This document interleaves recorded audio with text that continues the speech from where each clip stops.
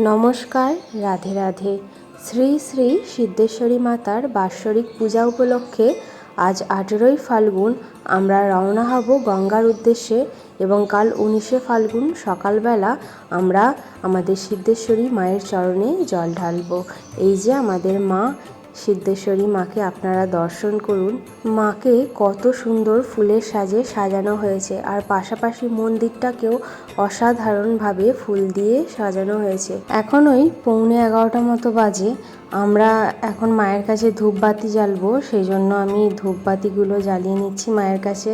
তারপর ধূপবাতি দেখিয়ে আমরা ওখানে বাসের জন্য লাইন দিতে যাব। আর এই মন্দিরটাতে মায়ের পাশাপাশি রয়েছে বাবা, মানে আমাদের মহাদেবের শিবলিঙ্গ রয়েছে, এছাড়াও বড় বাবার মূর্তি রয়েছে, শ্রীকৃষ্ণের একটা মূর্তি রয়েছে, এছাড়াও রয়েছে শ্রীরামকৃষ্ণের একটা মূর্তি। তো অনেকগুলো, এখানে এই মন্দিরটা অনেকটাই এরিয়া জুড়ে রয়েছে, আর অনেকটা জায়গা জুড়ে অনেকগুলো মন্দির নিয়ে এই মন্দিরটা অবস্থিত। আমি এই নিয়ে 4 বছর হলো মায়ের পায়ে জল ঢালতে আসছি। মা খুবই জাগ্রত, মায়ের কাছে যারা যাই চায় তাই পায়। তো আমি এখানে আমার মনস্কামনা জানাতে নয়, মায়ের কাছে ভক্তি ভরে জল ঢালার জন্যই এসেছি। আর মনের কামনা তো মা জানেই, তো মা তা অবশ্যই দেওয়ার হলে অবশ্যই দেবে। ধূপবাতি জ্বালিয়েই আমি এখানে বাসের জন্য এসে গিয়েছিলাম, আর এই বছর লাইন হয়নি, তো পরস্পর যেই আসছে বাসে বসিয়ে দিচ্ছে। আর আমাদের বাসও ছেড়ে দিল ঠিক 12টার সময়। এখানের এই মন্দিরের নিয়ম ঠিক 12টাতেই বাস ছাড়া, তো সেইভাবেই 12টাতে বাস ছাড়লো।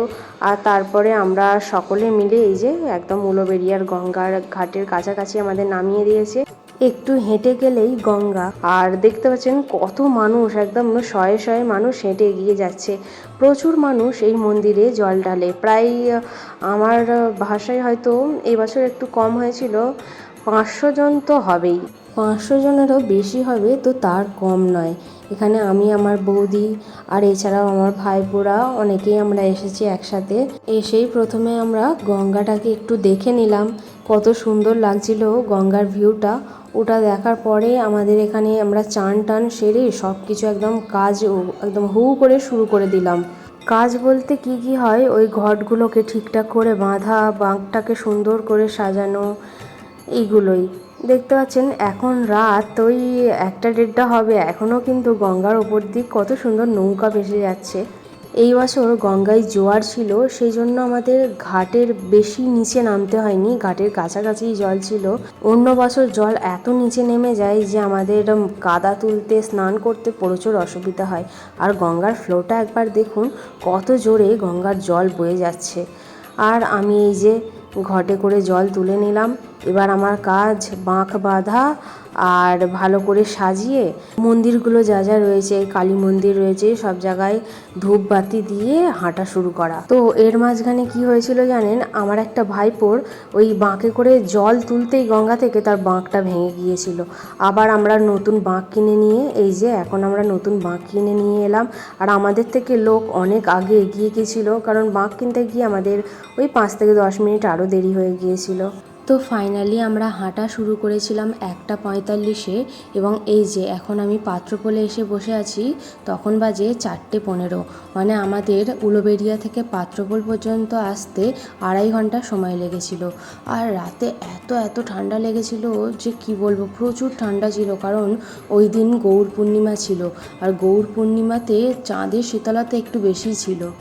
এখন ওই 5:30 মতো বাজে, একদিকে উঠে আছে চাঁদ, আর এই যে একদিকে সূর্য উঠতেই চলেছে। আর আমরা এতজন আবারও খানিকটা আগে এগিয়ে এসেছিলাম।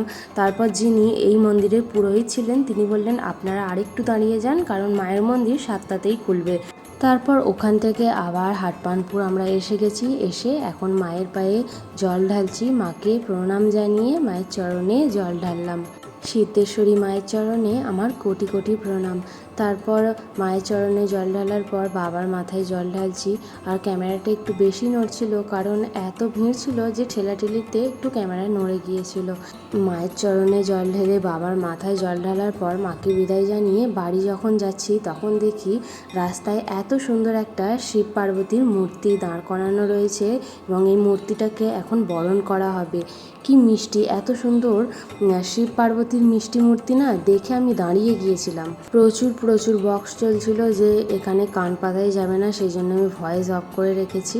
আর এছাড়াও আরও এক রকমের মূর্তি, শিবের মূর্তি, মানে বিভিন্ন জন এখানে বিভিন্ন রকম থিম করে। আমরা একটু প্রথমের দিকে জল ঢেলে নিয়েছিলাম, আমাদের জল ঢালার পরে বেশিরভাগটাই জল ঢালতে বাকি ছিল। তো বন্ধুরা, ভিডিওটা আমার এই পর্যন্তই। ভিডিওটা ভালো লাগলে চ্যানেলটিকে সাবস্ক্রাইব করতে ভুলবেন না। জল ঢালা হয়ে গেছে, এবার সব বাড়ি চলে যাচ্ছি। এদেরকে দেখো একবার, বাবা ফোনটা নিয়ে নি, কোথাও টাকার সাথে পড়ে যাবে, তাই হাত দিয়ে নিয়ে চলে যাবে। বলে দেখো দেখো টাটা।